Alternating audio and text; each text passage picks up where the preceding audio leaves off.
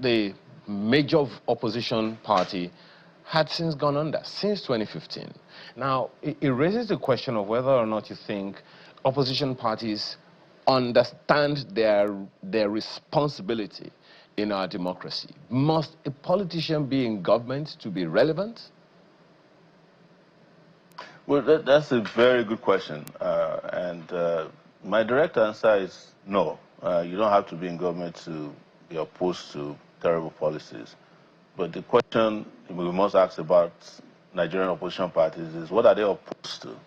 A lot of these opposition party leaders or groups are not opposed to anything bad.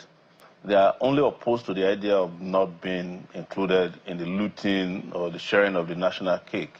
So if that is your ideology, which is what is normally referred to chop by chop, then you are not opposed to anything, and you are not going to fight for a better government. You are not going to fight for opportunities to expand the democratic space.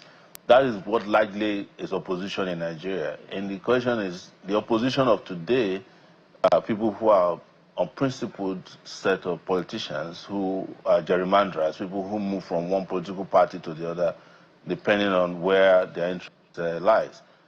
So if you don't have opposition, don't call them opposition parties. Just call them their real name, which are hustlers.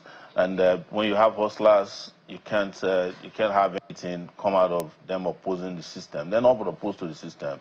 The people who went and formed coalition are not going to oppose a system of looting, because they were looters 2 years ago under Buhari. They were looters maybe in 2015, and they're just angling to come back and continue what they did when they were in PDP or what Buhari ended.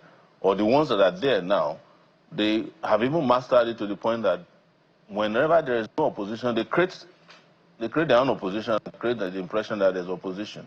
Look at this very abnormal situation where the Minister of the Federal Republic of Nigeria is also a leader of the opposition party. And on Tuesday or Monday, he goes to the Federal Executive Council and answers yes or to the person he's opposed to. Does that make sense to you? I'm talking about Nyoso Wike and their PDP gang. Or you look at whomever it is in the ADC now. Why do you think they're in the opposition? This is because they're looking for opportunities to do what they know how to do best. What is sad about this, again, which keeps disturbing a lot of us who are really, really opposing the system, is that people don't seem to see through these shenanigans. They don't seem to see through the dishonesty imagine from these politicians. When you see them, you see the way they are, the way they conduct themselves, you just know that, these guys are not about you. They are not for you. They are not interested in progress or development. They're interested in what they can get.